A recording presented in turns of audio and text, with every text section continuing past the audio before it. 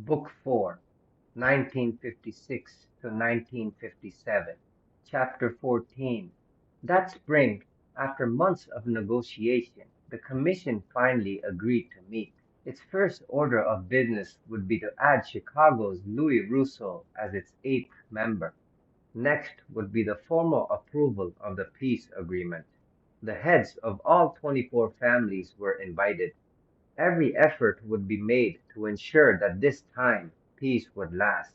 Michael Corleone flew to New York on the red eye, accompanied only by 3 bodyguards. Hagen, a declared candidate for the U.S. Senate, could not be part of this, since every important item of business had already been decided for today.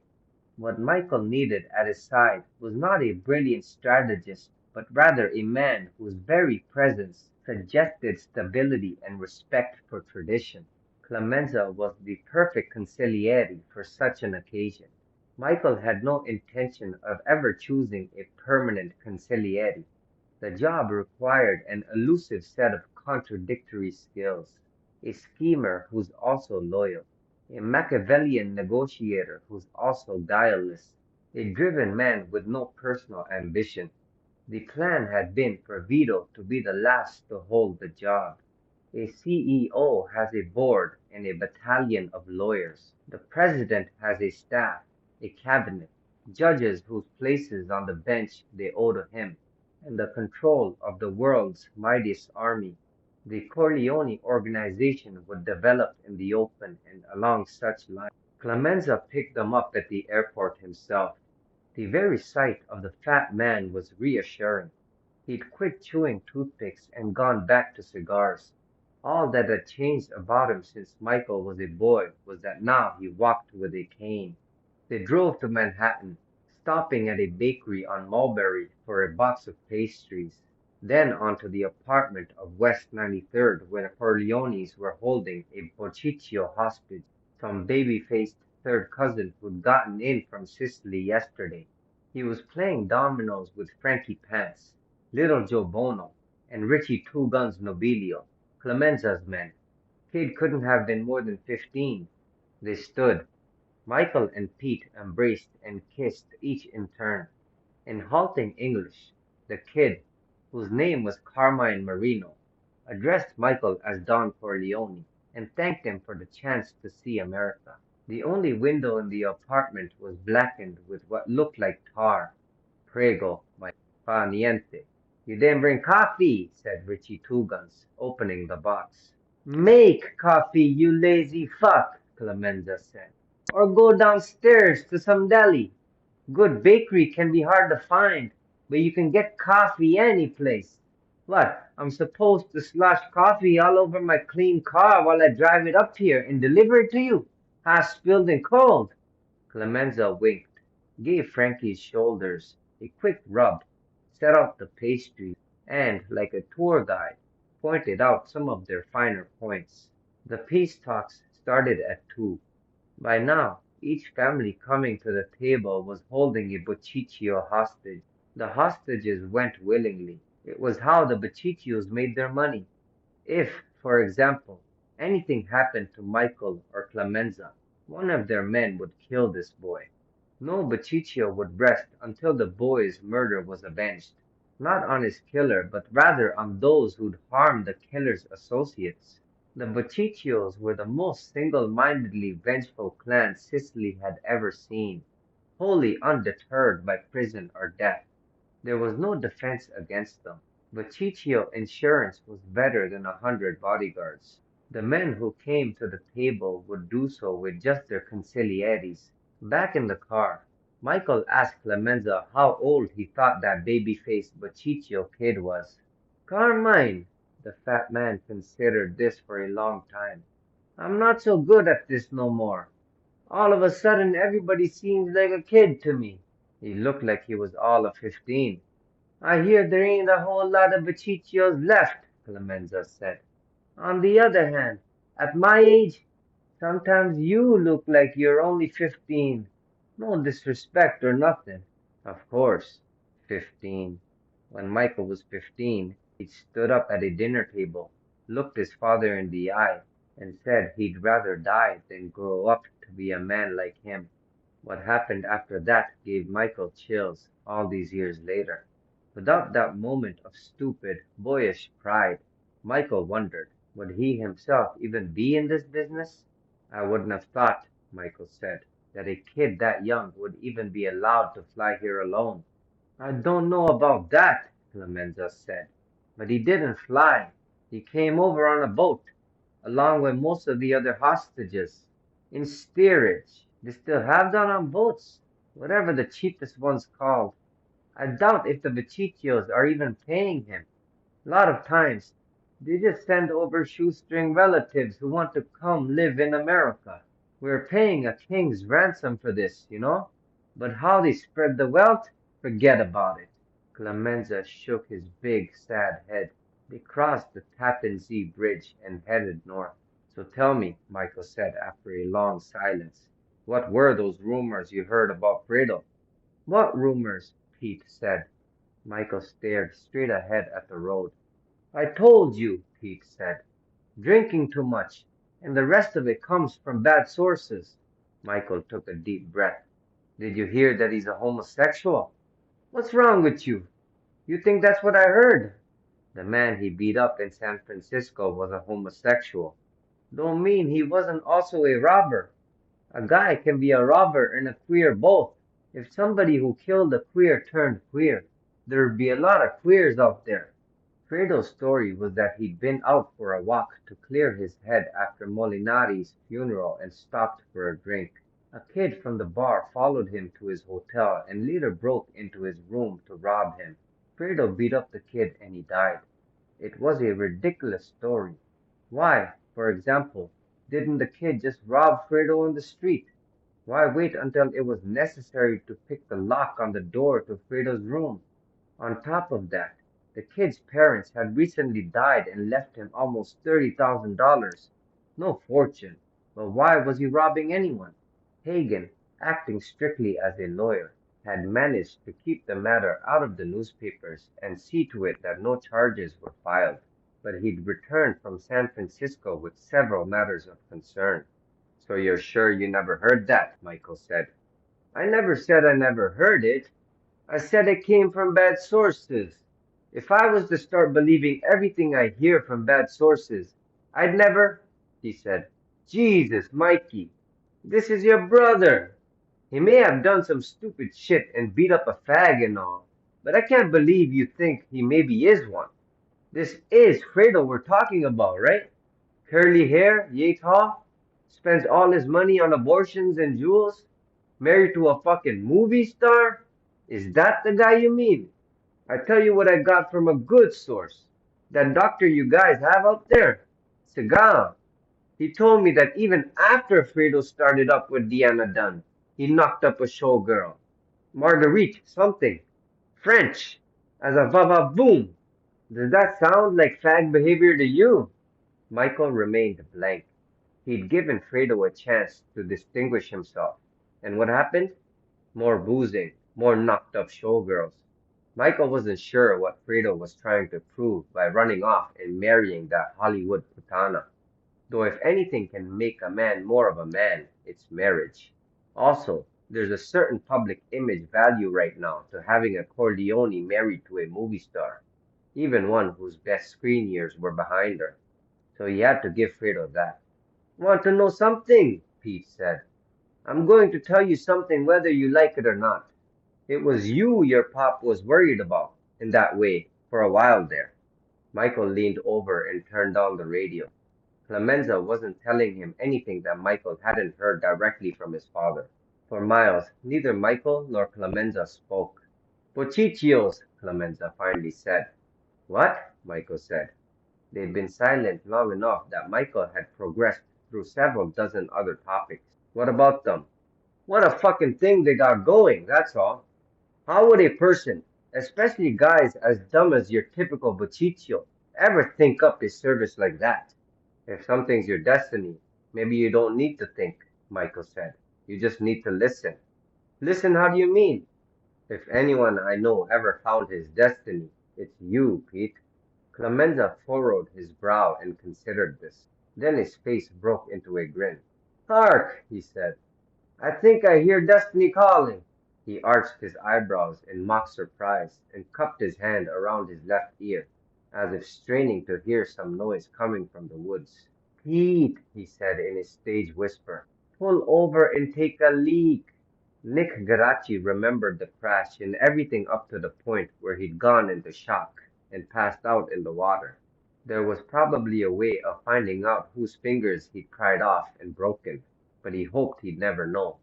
He'd been unconscious the whole time he'd been in the hospital and for several days after that. When he finally woke up, he found himself in a lemon yellow room so tiny the twin bed he was in nearly filled it. His leg was in a cast and rigged to a pulley screwed to a beam in the ceiling. Light streamed in from a pair of French doors, beyond which there seemed to be a balcony. This was no hospital, but he was hooked up to all kinds of hospital equipment. He stared at the ceiling, trying to reconstruct the events that had brought him here, wherever here was. Many, many doctors are Jewish, of course, but when the first person Garachi saw after he woke up in that room was an obviously Jewish-looking old man with a stethoscope, Garachi assumed, ridiculously, he knew even at that time, but also, as it turned out, correctly, that wherever he was, it was by the grace of his godfather, Vincent the Jew Forlenza. He's awake, geniuses, the doctor called back over his shoulder. From the next room came the sound of chairs sliding back from a table and someone dialing a phone. Who are you? Garachi muttered. Where am I? I'm nobody, the doctor said. I'm not even here, and, if I were to venture a guess, neither are you. How long have I been here?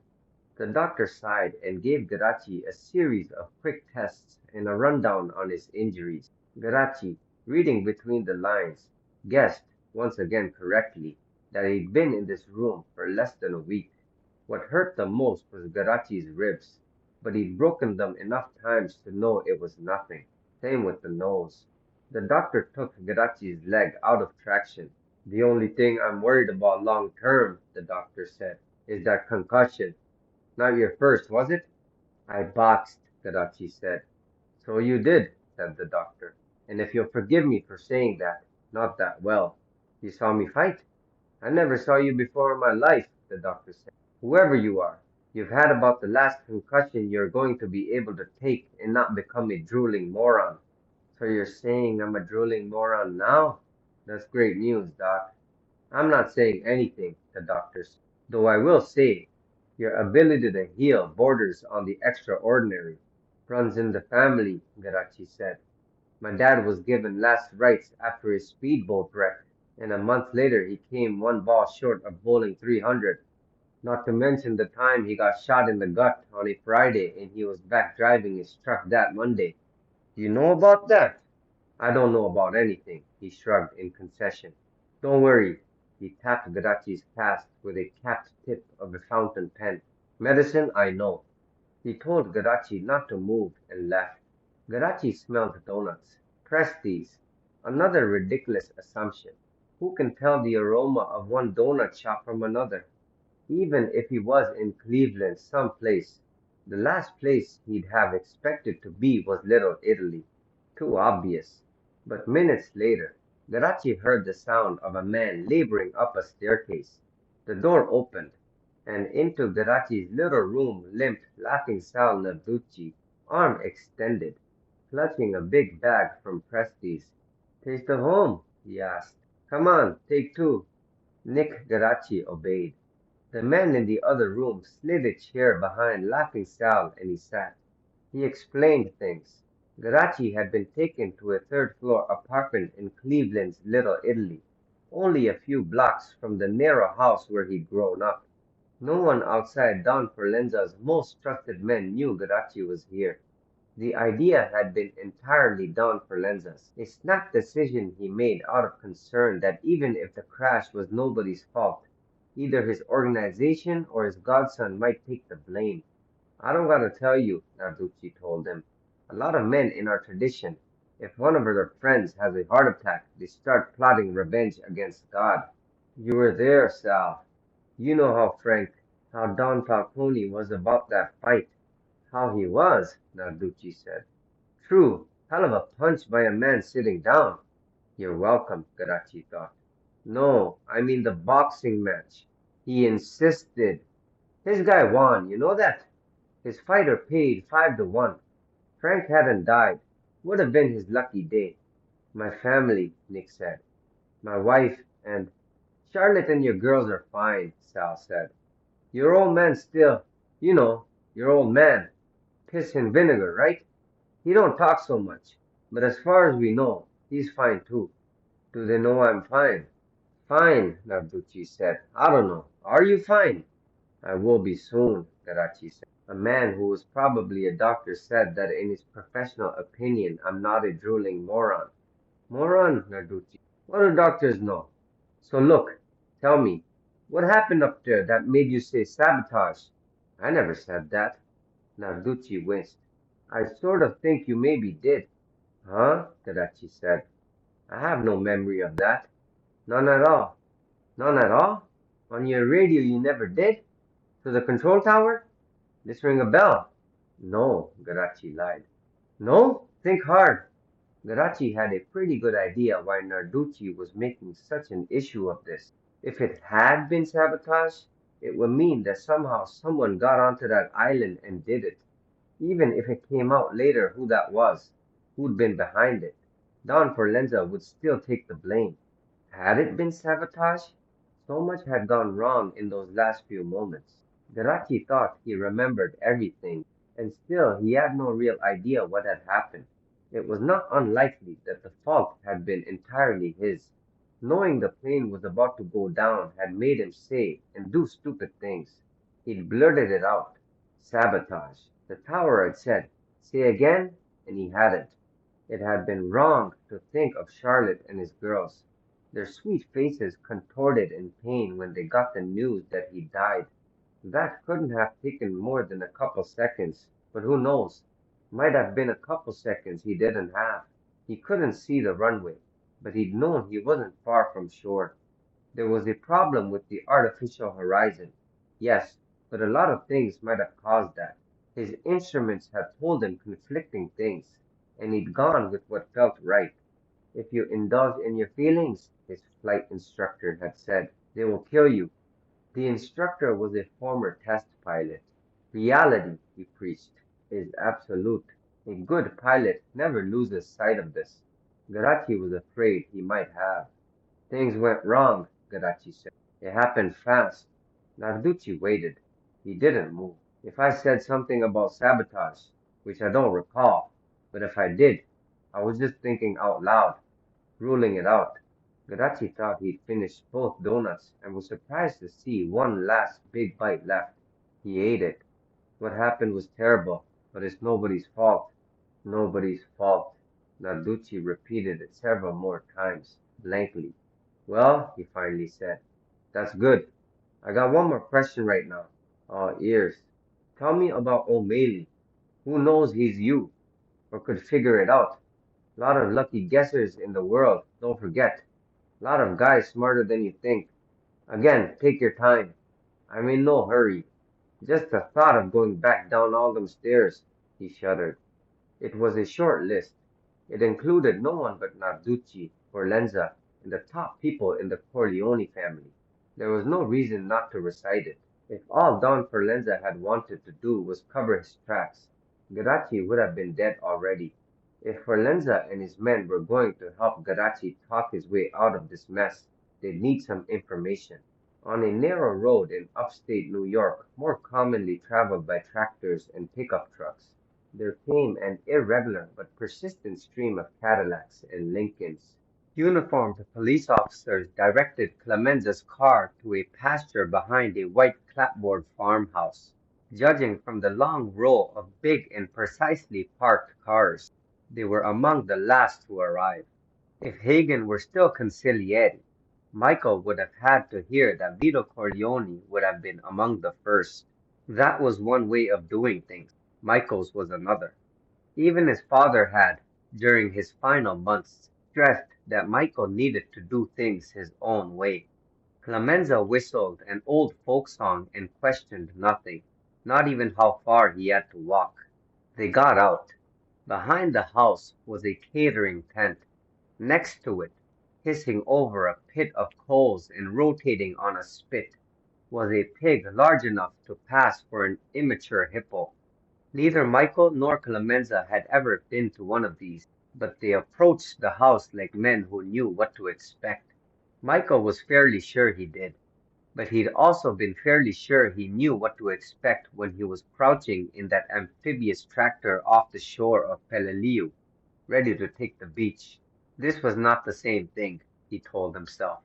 War was at his back. Peace lay before him. Every 10 years, eh? Clemenza tapped his wristwatch. The gesture was a good excuse for him to stop for a moment and catch his wheezing breath. Like clockwork. Actually, Michael said, it's only been 8. Despite the Buchichio insurance, he scanned the woods for snipers or anyone else who shouldn't have been there. Habit. So next time, it'll be 12. Average it out. Hey, get a load of that big fucking pig. Michael laughed. You sure you don't want to do this permanently? Clemenza shook his head and began walking again. Ah, ci consiglia non vuole il capo. He who advises doesn't want to be boss. An old saying. Nothing against Hagen or Jenko, any of 'em, he said. But I'm a guy who helps. The rear door opened. They were met by a chorus of greetings, as if from friends at a party. With a quick glance back at the roasting pig, Clemenza clapped his hand on Michael's shoulder and followed him inside. Nick Geraci spent weeks in that lemon-yellow apartment, waking each morning to the aroma of donuts and the sound of women in slippers muttering in Italian and sweeping their stoops. Charlotte and the girls were still doing fine, he was assured, and he knew he was recuperating nicely. He was told that Vincent Forlenza and Michael Corleone were doing everything they could to negotiate a deal to bring him home safely. Hardly a day went by without someone telling him how lucky he was to have 2 godfathers, both whom loved him. In all that time Geraci never learned the name of that old doctor or how the man had become beholden to Don Forlenza. It must have been something big, to prepare the body that would be discovered in the ravine down by the river. The doctor had stood by, holding a clipboard with several diagrams, and advised Forlenza's men as they took some corpse about Geraci's size and gave it injuries nearly identical to the ones Geraci had. The doctor sewed the contrived wounds himself, imitating the stitchwork of the emergency room hacks. Geraci never found out where the corpse had come from. The only question he asked, the day they got him out of there and sent him to Arizona to meet his family, was if they knew the rats would eat that much of the body, and if so, how they knew. The face had helpfully been destroyed, he'd heard, and rats were living inside the rotting corpse. Was that just what happened naturally when you hid a body near the river? Or had they done things to make sure? What difference does it make? Asked Laughing Sal, beside him in the hearse they were using to take him to the train station. Geraci shrugged. Knowledge for knowledge's sake. There you go, Narducci said, nodding. That college boy angle you play. Something like that. I bet there are some people who aren't all that crazy about it, that angle. People, Geraci agreed. I bet. He'd studied the way Narducci used echolalia and silence. He copied it now. People never recognize themselves. Even in a boxing ring, you can knock men out this way. Odds are, Narducci finally said, nature would have taken its course. But like a lot of things where odds are in men's favor, you still want to make sure. Despite how far it was to Arizona, Geraci had refused to fly. Not even in a luxurious medical plane that came complete with a hi-fi system and a pretty nurse. No more planes, ever. And so they sent him there in a casket, shipped in a freight car to the same funeral home he'd gone to that summer after his mother died. The only part of the trip Geraci had to spend actually inside the casket was the loading and unloading. On board, In a car with four other caskets and a crated up piano, he was able to get out, read, relax, play cards with the two men watching him, and take them for everything they had. He felt sorry for them. He had a place to sleep and they didn't. He suggested they take the dead people out of some of the other caskets, but they wouldn't. As a gesture of goodwill, he offered them their money back, and of course they refused. Good Cleveland guys, all the way around. As the train pulled into Tucson, he told the men goodbye and shut the lid on himself. 2 days sleeping in this thing, and the velvet pillow stank. The next face he'd see would either be Charlotte's, as he'd been told, or that of some ugly fucker who was about to kill him. He lay in the dark, utterly still. Soon he heard men speaking Spanish and felt hands grasping the handles and lifting. There were a lot of jostling and banging into walls until Grachi heard someone say, "Look out!" in English, and a moment later he hit the ground, hard. It knocked the wind out of him. The Mexicans exploded in laughter. Grachi put his hand over his mouth and tried to control the little wheezing squeals his lungs made as they fought with his spasm muscles to fill. So maybe the next face he saw wouldn't be Charlotte's or a killer's. The men kept laughing and cussed at one another in a mix of English and Spanish. They picked up the casket. Garachi's breathing returned to something close to normal. He'd banged his head, too. He only then realized. Soon they slid him into what was probably another hearse. Michael Corleone had sent word that he didn't blame Garachi for the crash, and that after all of Garachi's hard work these past months, he'd more than earned a few quiet months in the desert with his family. He'd been assured that things were going well, that no one was coming after him, no one was looking for him. Smuggling him out of Cleveland like this had just been a precaution, something to ward off cops and lucky guessers.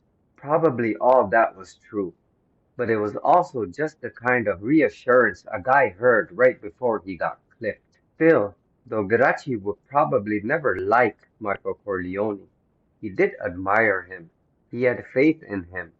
Michael would save Nick Geraci if for no other reason than that he needed him.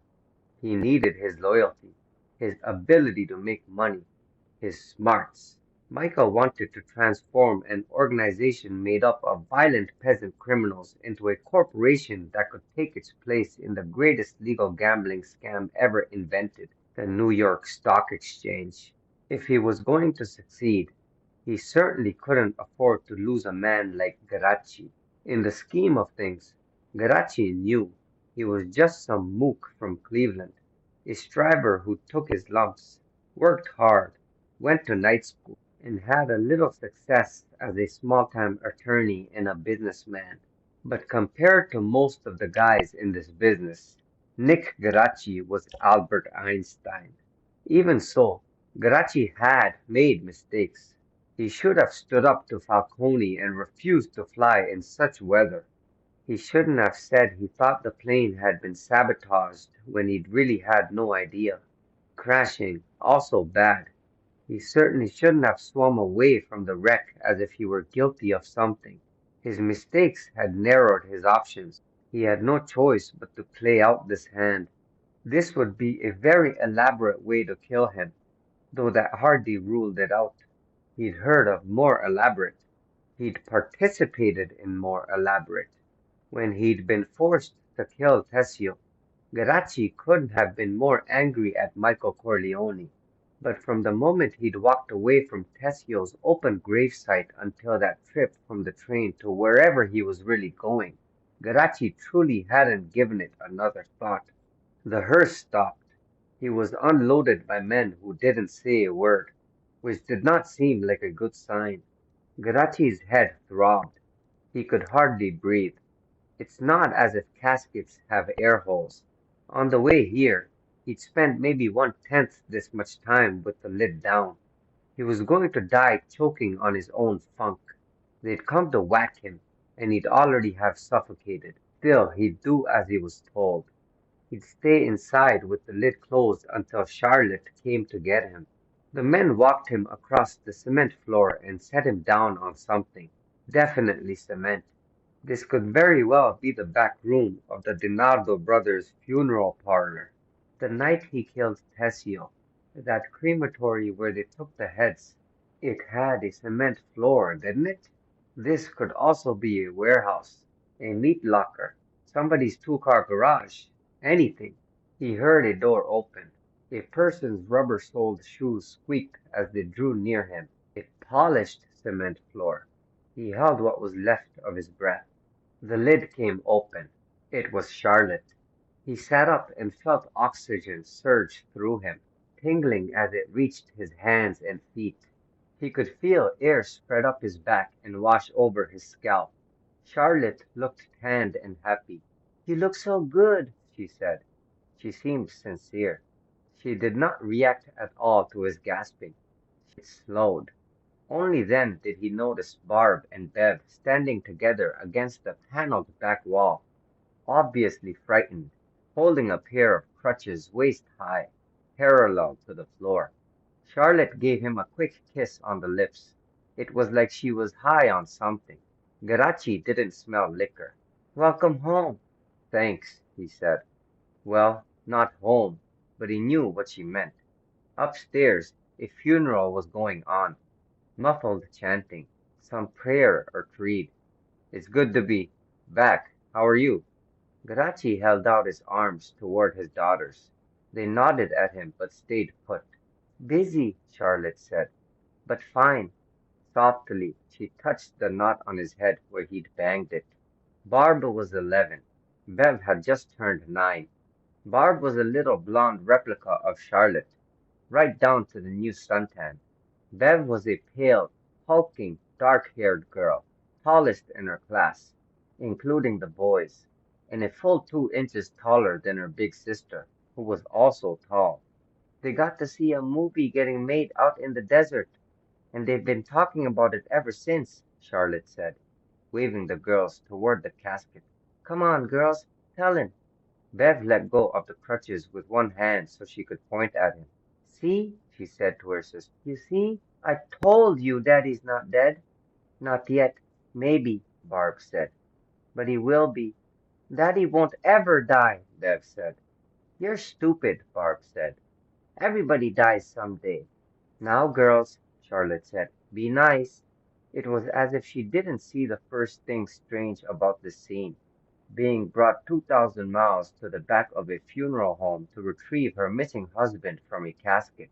Upstairs, an organ, God knows why, started playing. "Yes, sir, that's my baby." "He will too die," Barb said. "Everybody does." "Not Daddy," Bev said. "He promised. Didn't you, Daddy?" Actually, he had, once. His father had always said that a promise is a debt. Ogni promessa è un debito. It had taken being a father himself even more than his treacherous professional life to drive the lesson home. "Now you see what my days are like," Charlotte said. She said it cheerfully, though. She didn't sound like she was trying too hard. She smiled and took his bruised face in her hands, and nothing needy or passionate, just an ordinary, slightly lingering marital kiss, the kind a man might enjoy one morning at a breakfast table.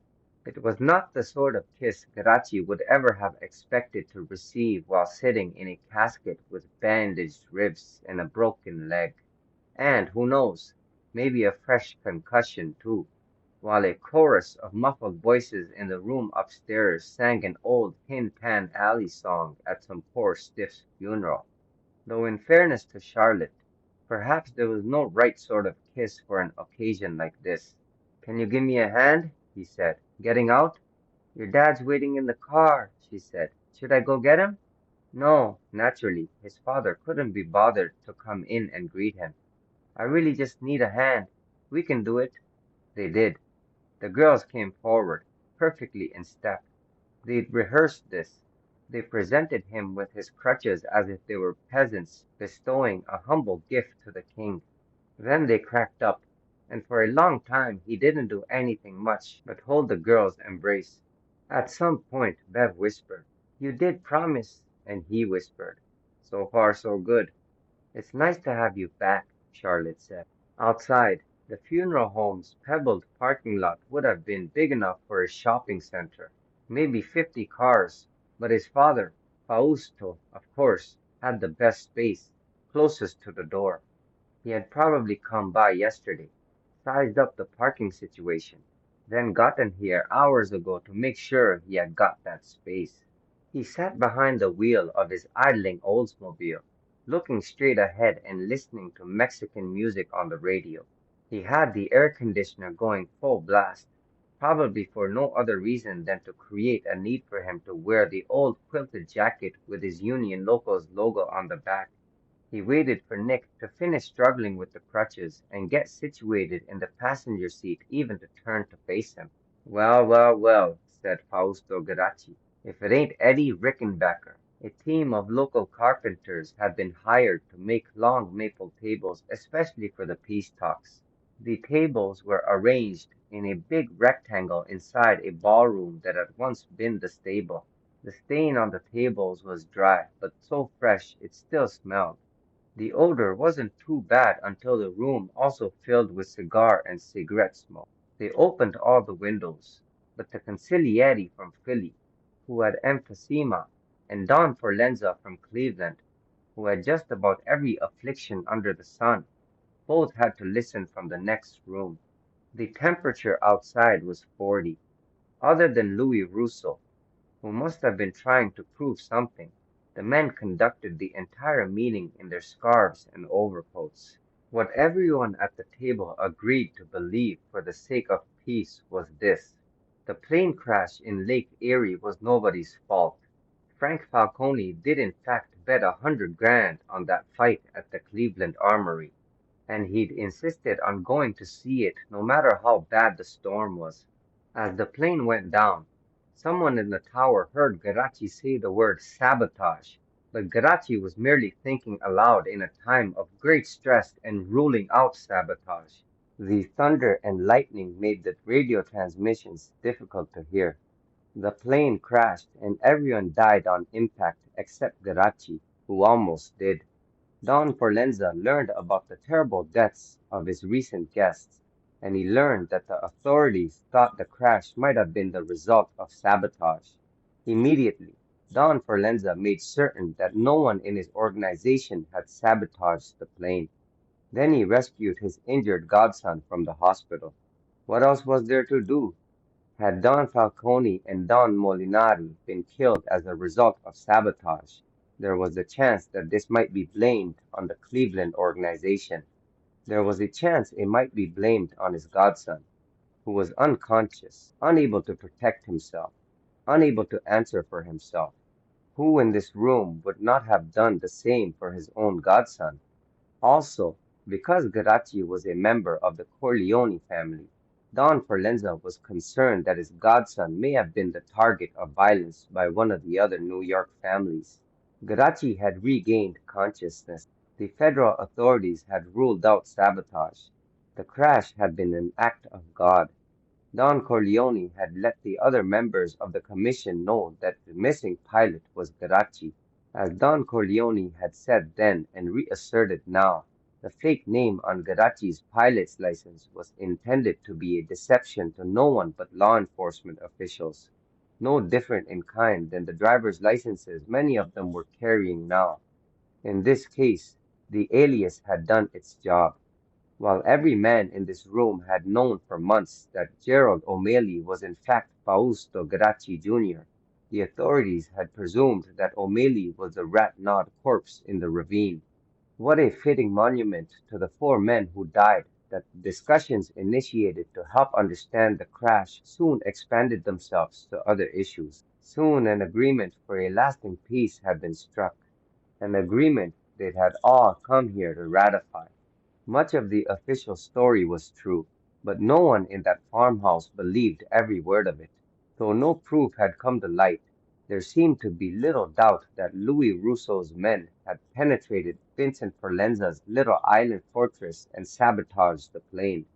After all, the men in that plane did represent all four of Chicago's biggest rivals in Las Vegas and the West. The crash had succeeded in making Don Forlenza look like an old fool, The struggles in New York had given Russo an opening, and he had seized it. He'd forged allegiances with several other dons, Carlo Tramonti in New Orleans, Bunny Coniglio in Milwaukee, Sammy Drago in Tampa, and the new boss in LA, Jackie Ping Pong. When Russo went to Cuba, he stayed in the presidential palace. No one but Russo's allies relished Chicago's return to power, but the consensus was that Russo posed less of a threat with his seat on the commission than he had as a turf-grabbing outsider. To most of the men at those tables, trying to prove Russo responsible for that crash was unimportant. What mattered was returning their full attention to their own business. Even Bucci Molinari had been persuaded by Michael Corleone, in fact, to declare publicly that he'd accepted the official version of the crash and to vow not to seek revenge. Louis Russo and also his consigliere were not about to deny an accusation that no one had openly made, even if they knew it was false. Russo hadn't ordered a hit on the men in that plane. If he had his theories about who, if anyone had, he wasn't letting on. Russo, naturally, knew some things. Jackie Ping Pong knew some things. Sal Narducci, who because of Forlenza's health problems sat alone at the head of the table, as if he were already running Cleveland, knew some other things. The man Narducci hired to sabotage the plane went on vacation in Las Vegas a few days later and hadn't been seen since. Or, rather, he hadn't been seen since Al Neri, a man who didn't know or care about who he killed or why, shot him and buried him in the desert. Clemenza knew a lot, but not everything. Michael Corleone was fairly certain that he'd covered his tracks well enough that no one, neither friend nor enemy, cop nor capo, would ever put it all together. Who would possibly surmise that not only did Michael order the deaths of Barzini, of Tatalia, of his own top capo regime Tessio, and of his own sister's husband, not to mention all the collateral killings those killings unleashed, but that he then negotiated a ceasefire and used that uneasy truce to orchestrate a hit on the men in the airplane, including Nick Garacci, who he'd recently promoted to capo, and Tony Molinari, a steadfast ally. There were no rumors that either man had betrayed him, largely, of course, because they had not. Who'd ever figure out what the satchel Fontaine delivered was really for? Even Hagen had unquestioningly presumed that it was an investment in the new casino at Lake Tahoe.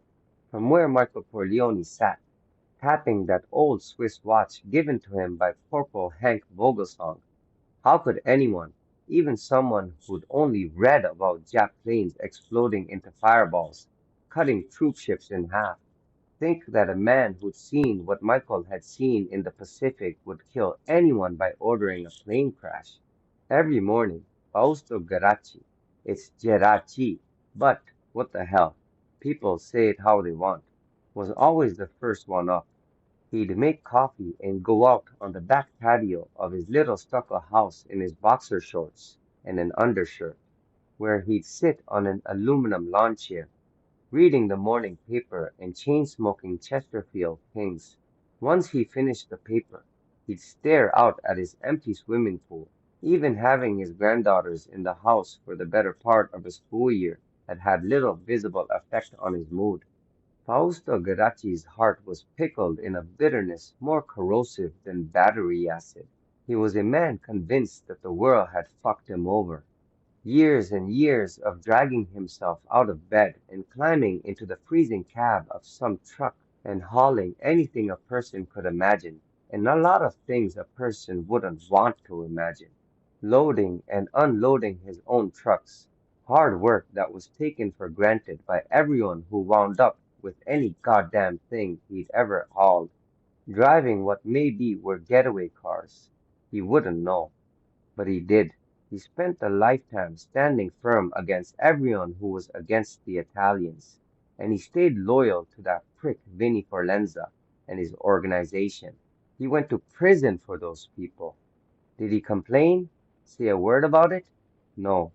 To them he was just Fausto the driver. some quiet ox who worked hard and followed orders. He did all that work for them, jobs that doomed his soul to hell so long ago, even his own wife told him she stopped praying for it. But did they cut him in as an equal? No. He got some money, sure, but they gave Jews and niggers more of a break than they ever gave Fausto Garacci. He was supposed to be grateful for how they set him up in the union. Ha! He was still their puppet. The pay was good, but not enough to make up for having to sit at a desk all day and listen to petty complaints from lazy people. Still, he listened, said almost nothing, and did his job. He spent years solving other people's problems. But whoever gave two shits about Fausto Garacci's problems, huh? Then, after all those years of loyalty, one day, pow, he's out. They gave his job to someone else. Fausto knew better to ask why, and they gave Fausto the driver early retirement, hush money, go away money. What did he do? He went away, loyal to the end, loyal past the end. Good old Fausto. And, Jesus Christ, don't get him started on kids. His daughter was a dried up old maid school teacher who moved from Youngstown to Tucson just to make his life miserable. Every night after school, she comes by and it's eat this, don't eat that. How many cigarettes is that today, Papa? On and on. And the boy, his namesake, he thought he was better than everybody else. His mother encouraged it too. Everything came easy for that kid. Married a blonde with tits out to here. Went not just to college, but to fucking law school. And that business with the flying? Just another way of showing the world he wasn't his old man. A hotshot private pilot, see? Not some broken down truck driver. Every breath that ungrateful shit drew was an affront.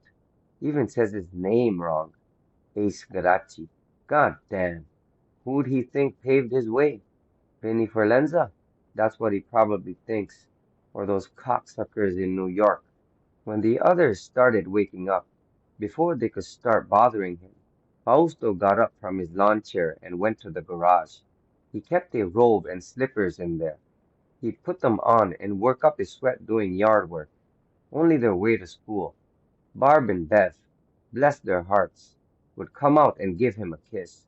He wanted to protect those sweet kids from a world that was going to disappoint and then destroy them.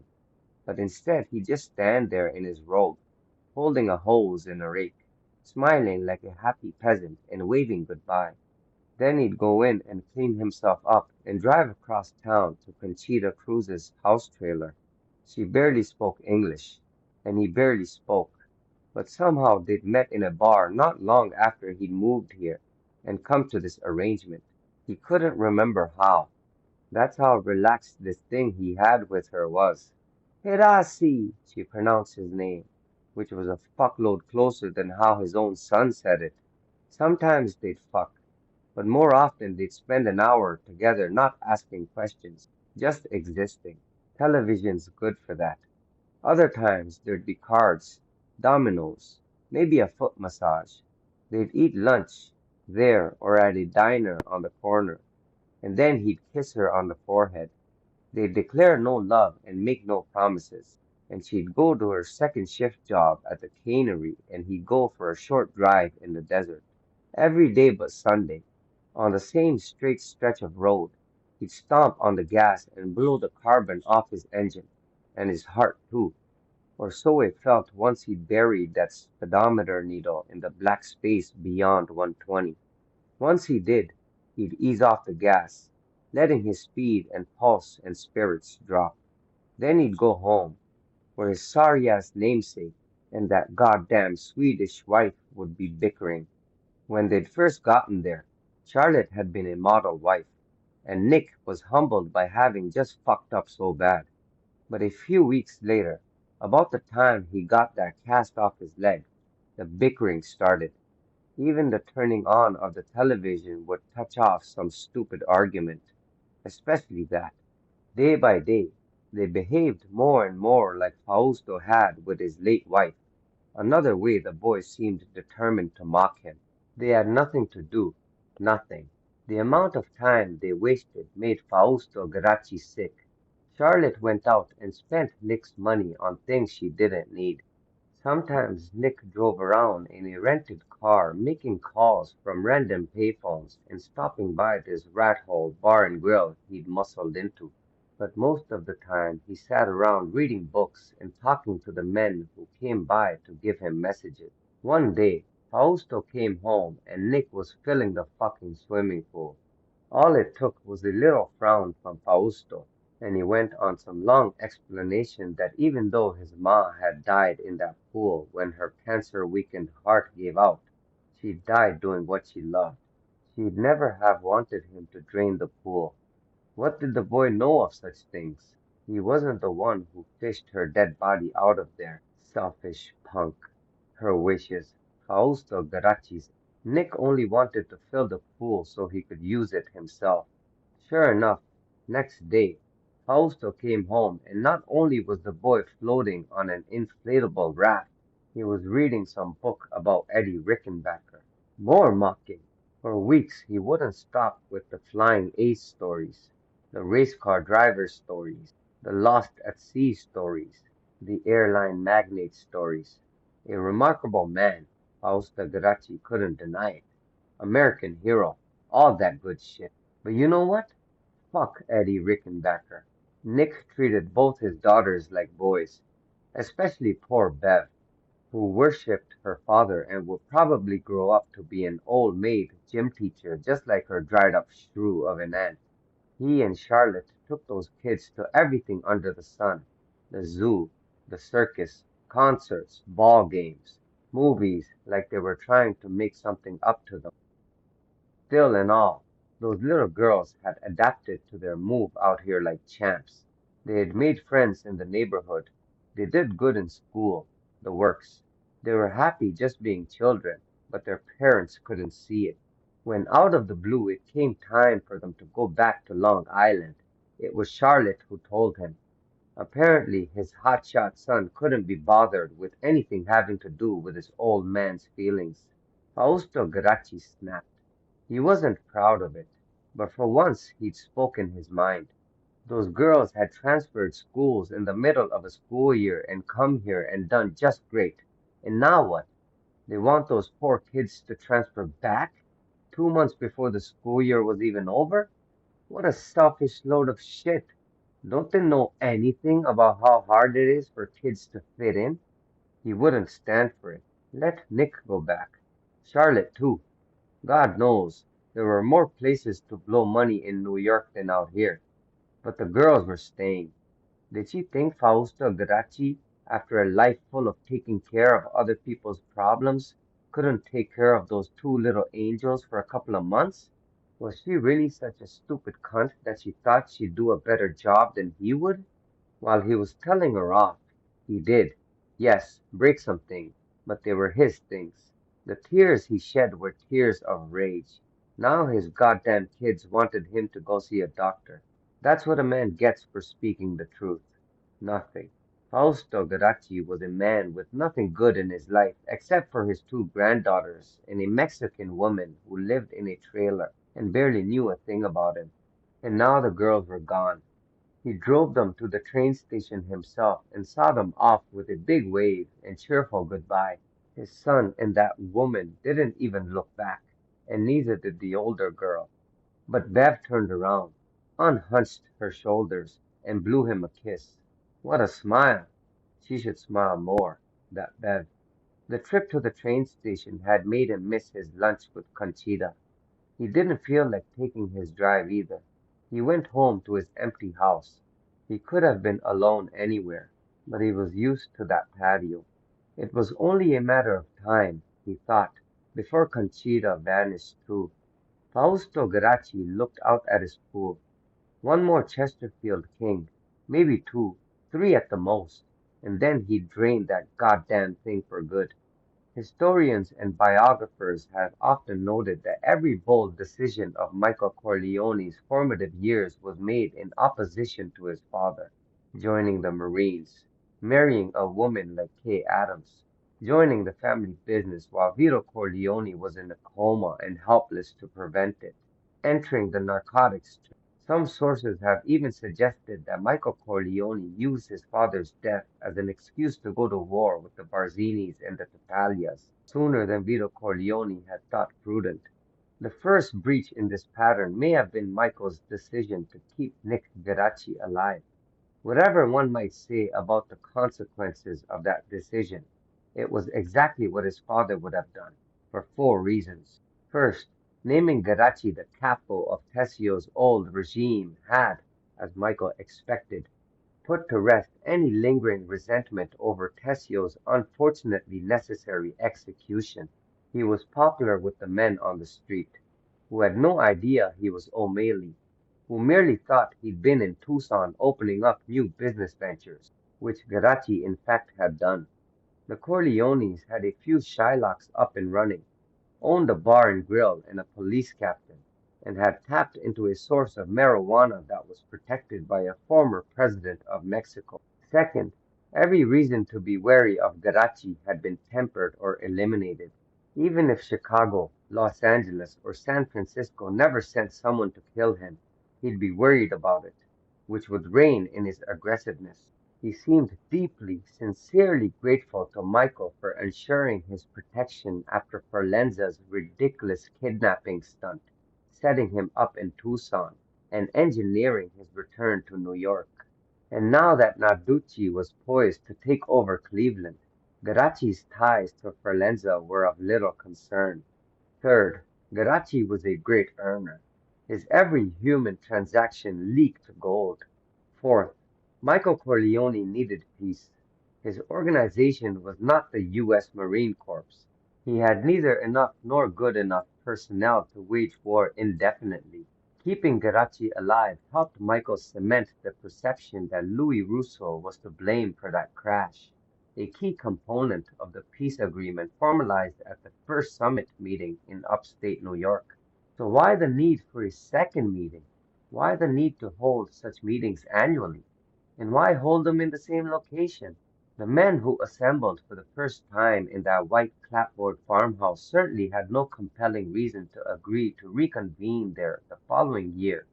And, indeed, the 1957 meeting, by all accounts, was a routine affair, almost certainly unnecessary, a historical footnote to the 1956 meeting and that fateful one in the spring of 1958. The issues they had come to discuss and resolve had been discussed and resolved. The peace struck that day was historic and enduring.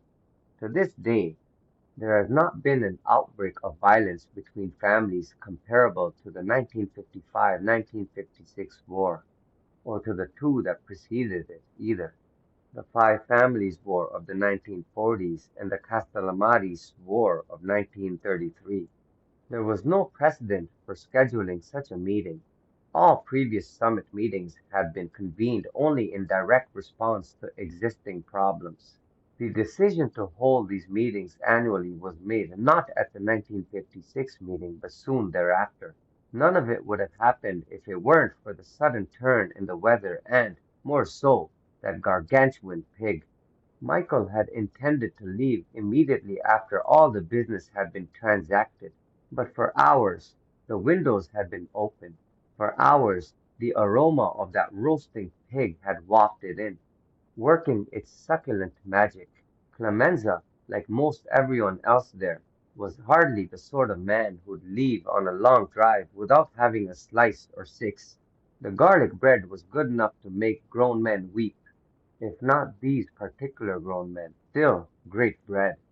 Also there was pie, a humble but inviting feast on what, propitiously, turned out to be the first warm day of spring.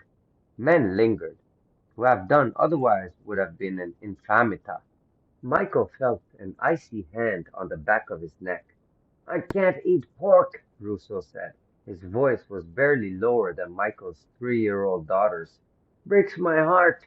But if I eat it, he tapped his chest, it'll break it worse. A word with you before I go?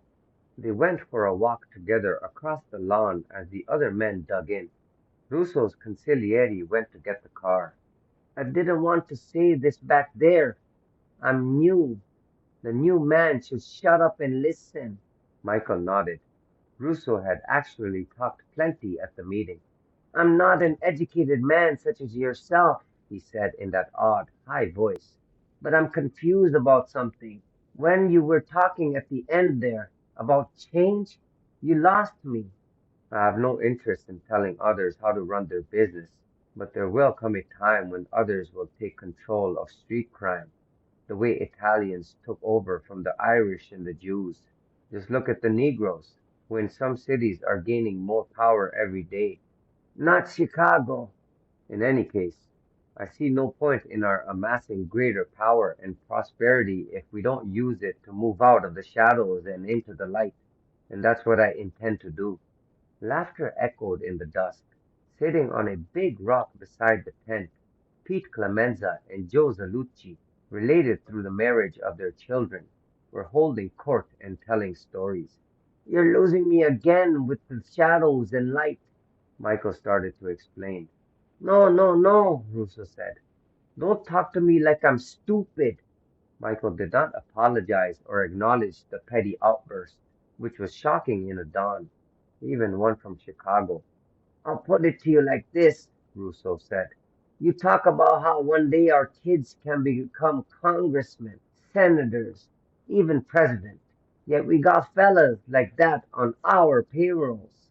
Never a president, Michael said, thinking of the ambassador and thinking, not yet. Not yet, Russo said. Don't look at me like that. I know you talked to Mikey Shia. You think you're the only one he's making deals with? Several Dons were looking their way. The last thing Michael needed was to have anyone thinking he was plotting something. We should get back, he said. I'm not getting back, remember? Russo said. I'm going. Look, all I'm trying to say is that, at least in Chicago, we elect who we want. And once they're in office, we get out of them what we want to get out of them. Even the ones we don't control are controlled by someone. Don't talk to me like I'm stupid, Michael Corleone thought, but did not say. Why then, Russo said, would we wish this on our children? Why would we want for them to be puppets? We ain't naive, none of us. Yet some of us got this big naive dream. I don't understand it. I don't understand it one bit. The men under the tent were calling for them. Michael smiled. No man is beyond the control of others, Don Russo. Not even us. Just wanted to say my piece, Russo said. Oh, and also, hey, Mikey, Clemenza called. When you get a chance, we need you for something. Yes, Michael said to Russo. Real quick, Russo said. I want to clear the air and be done with it. I'm sure you know that Capone sent my brother Willie and another guy to help Maranzano out back when him and your father were having it out. So this is what the walk had really been about. So I've been told, Michael said. The help had been a contract on Vito Corleone. The only part of Willie the Ice Pick Russo that had made it back to Chicago was his severed head. I blame Capone. I want you to know that. It wasn't none of his business, the problems in New York. Russo extended his soft and tiny hand. Your father just did what he had to do.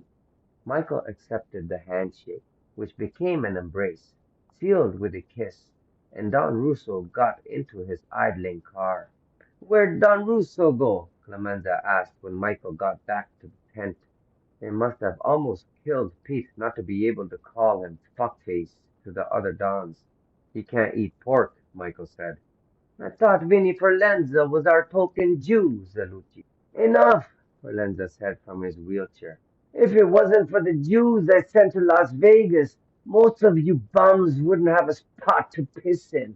We'd have even more money than they made us, said Sammy Drago, the Don of Tampa. If we had a dime for every time we had to hear you tell us about 'em. Forlenza waved him off in disgust. Hey, Joe, you called for a vote. Let's vote. Blissed out on barbecue and good company, Pete had said they ought to hold these things every year, and Joe Zalucci had raised a glass in assent and pushed for a post-meeting vote. All but one of the commission members were still there. The vote was unanimous. Not long before he returned to New York, Nick Geraci met Fredo Corleone in a saloon on the set of Ambush at Durango. It looked real enough if you didn't look up at the cables and catwalks. Fredo had a part in the movie Card Sharp #2, but wasn't yet in costume. They sat at a table near the swinging doors. They were the only ones there. Outside, the director, a German with a monocle, yelled at someone because he disliked the color and texture of the mud. You see this shit? Fredo said, throwing the morning paper on the table. Movie Queen honeymoons here with hoodlum husband, the headline read. The first two paragraphs had innocuous quotes from Deanna Dunn. The third mentioned that Fredo was in the movie too, making his screen debut as a bad guy. After that, the story was a clip job, full of old news that had, over the years, already appeared in papers in New York and was peppered with the word allegedly. There were pictures, though. Fredo was furious they dredged up the shot of him sitting on the curb right after Vito had been shot, bawling his eyes out instead of trying to save the old man's life. I don't play the bad guy, Fredo said. I catch the bad guy cheating.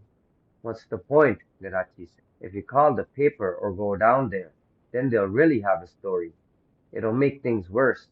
That's a nice suit, by the way. You have a guy. You said worse, right? So you agree. This is bad. You don't get to worse from good or just fine. Not unless you're already at bad. What do you care? Geraci said. It's a fucking Tucson newspaper. They got all kinds of facts wrong, like the fact that Deanna Dunn qualified as a movie queen anymore. She was a lush, and her looks and her career were suffering for it. Geraci figured she'd married Fredo only so she could keep living the high life even when her roles dried up completely. Outside, the director yelled, Action! A buckboard wagon hurtled down the dusty street, and Deanna Dunn began screaming. That's in the script, Fredo said. Fontaine dies and Dee Dee screams. She was playing the sheriff's widow.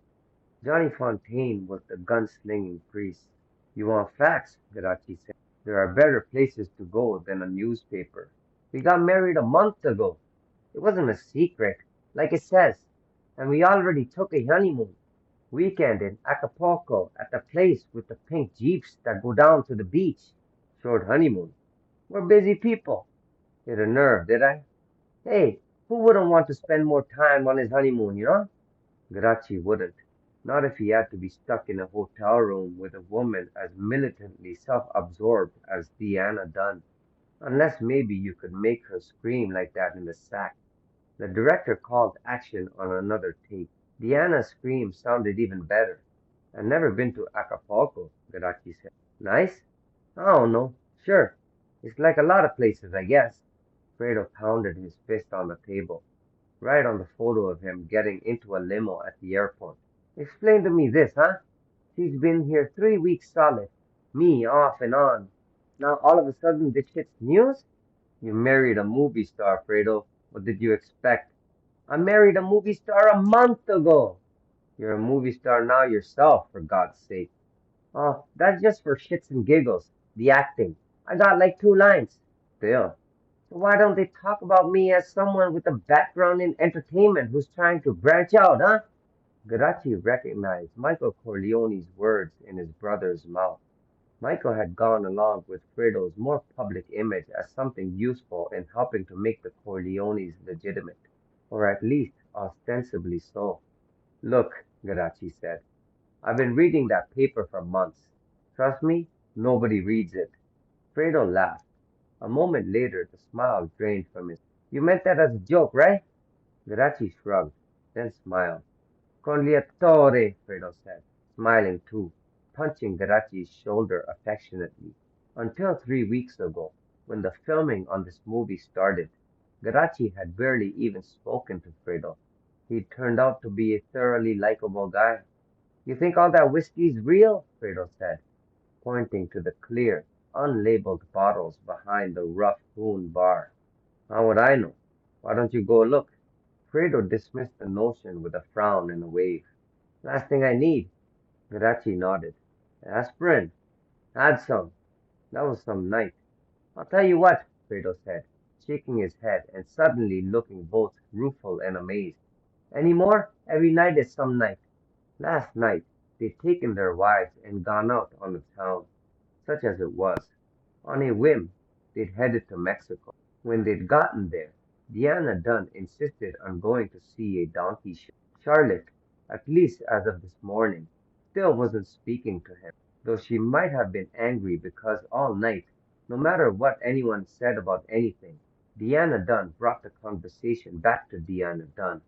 Geraci started changing the subject arbitrarily, but no matter how ridiculous the changes were, she took it as a cue to tell another Diana Dunn story. After they got home, Shar had accused him of flirting. He let it roll off his back. She couldn't help but be disappointed that the movie queen she'd been so excited about hobnobbing with turned out to be a large-headed loudmouth who joked about how her husband didn't like blowjobs, with Fredo sitting right there, like a man trying to smile through bowel cramps, and who thought that watching a donkey fuck a teenage Indian girl was a hoot. Give Charlotte time, though, and she'd be telling all the hens back in East Islip about her wild night, making herself sound like some jet setter. From down the street came a horrible splinter crash. The buckboard. Don't worry, Fredo said. That's in the script too. Yeah, well, Karachi said. Forgive me if I'm a little jumpy about crashes. I don't have that kind of power, Fredo said. You want forgiveness? It's Mike's department. Geraci tried to look surprised. He'd never heard Fredo voice any sort resentment toward his brother. The Fontaines here. Fredo shook his head. They flew in some writer to write him out of the picture. Can you believe that? It's his stand-in that's out there dying. Fontaine's inattention to his own production company was getting to be a bigger and bigger problem. But this was the first time he'd ever skipped out on a movie in the middle of a shooting. So that's all, Geraci said. He's going to get away with that? I don't want to get into it, Fredo said. I got Dee in one ear, my brother in the other, fucking Hagen in the other. You have 3 years. Feels like it, Fredo said. It ain't a feeling I'd recommend. They got down to business. Geraci had expected Fredo, as he had done other times they sat down to meet, to relay messages about Geraci's operation back in New York. Instead, Fredo gave him the news about the peace talks the day before. It was all set. Geraci was going home. This, too, was the sort of thing a guy might hear right before he got clipped. But if that's what was going to happen, why had Mike sent Fredo? You okay? Fredo said. Your hearing going or something? I'd have thought a guy gets news like this, he'd be on cloud nine. Men from the lighting crew had come in and started to set up a shot. Prop guys scattered sawdust on the floor and set out playing cards, poker chips, dirty glasses, and sheet music for the presumably doomed piano player. It's just going to be complicated, that's all, Garachi said. Going home. Fredo lowered his voice. Hey, how are you with the Strachis? I mean, how were you before all this down here? I got a reason for asking. I've got guys there I work with. Without the tributes he paid to Black Tony Strachey, the drugs could never land in Jersey and get to New York so smoothly. What's your reason? I've got this idea. There might be something in it for you. New source of income. Could be one of the best things we ever had. When I talked to Mike, he said no dice. But the more I get to know you, the more I think you and me together can make him come around. I don't know, Fredo. Garachi hoped he didn't show it, but he was shocked. Fredo hardly knew him, yet was enlisting him to defy Michael Corleone. If the Don turned it down, don't worry about that. I'll take care of that. I know him like nobody else knows him. I'm sure that's true, Garachi said. This sort of open disloyalty would have been outrageous coming from some neighborhood punk, but from the Sotocopo, from the brother of the Don? I have to be straight with you though, Fredo. I'm not going to. I appreciate what you're saying, but hear me out, okay? Okay, so here it is. You're a lawyer, right? Did you know it's against the law to bury people in San Francisco? Wrong. He wasn't a lawyer, but Garachi didn't bother to correct him. Just then, Deanna Dunn burst through the swinging doors. Barkeep, she growled. Give me a shot of your best red eye. That's pretty good, Geraci said, because it was. She sounded exactly like the actor who played the villain in this movie, a grizzled lout who'd also started out as a boxer. Those aren't real bottles of whiskey, Fredo said. This attachment you have to the reel, she said, is very cute. Knock it off, will ya? Oh, and yeah, Fredo said, ignoring his wife and addressing Geraci. I almost forgot. He grabbed the lapels of his own suit. I do have a guy. He's out here in Beverly Hills, but I fly him to Vegas for fittings. He's Fontaine's guy out there too, which is how I heard about him. Unlike you, said Deanna Dunn. Johnny has to have his pants made special. Otherwise they wouldn't fit right because his dicks. Fredo smiled wanly. It's true. Big one, huh? Geraci couldn't believe Fredo was going to let her get away with that. That's what they say. Who's they? Oh, darling. Deanna Dunn turned a chair around and straddled it. Who isn't they? She waggled her eyebrows. Geraci could see in Fredo's eyes that he was mad, but the smile lingered gruesomely on his face of the underboss. I did a picture with Margaret Ashton, said Deanna Dunn, while she was still married to Johnny. The director, Flynn, that fat mixed slob, was razzing her about being married to a skinny 98-pound weakling like Johnny Fontaine. This was a while back, you know. So in front of everybody, Margaret says, real loud. He may be skinny, but his proportions are perfect. 8 pounds Johnny and 90 pounds of cock. Fredo exploded in shrill laughter. Lovely woman, Miss Ashton, Garachi said. And you, Miss Dunn, are 8 pounds Diana and 90 pounds of gigantic head. Naturally, Diana said. After she said that, I made it my business to see if she'd been exaggerating. The only people Garachi had ever seen whose faces could go from joy to despair as swiftly as Fredo Corleone's were his beautiful daughters, but only when they were still babies. And so it is with great pleasure, in front of all you good people, that I can reveal, at long last, and I do mean long. I shall go home, Garachi said, and he did. He'd hear about the stiffs in San Francisco some other time. One thing kept bothering Pete Clemenza. That night at the Castle in the Sand, when they were watching Fontaine and Buzz Fratello and Dottie Ames, until Mike got the phone call from Hagen with the news about the plane crash. Why did Mike tap Clemenza on the shoulder to get his attention to leave before he even started talking to Hagen? How did he know they'd been getting up and going? Not that Clemenza would ever say anything, but it's the kind of little thing a guy thinks about a lot. Kind of thing that can make a guy go outside at 2 in the morning in his silk pajamas, light a good cigar, flip on the floodlights, and wax the living shit out of his Cadillac.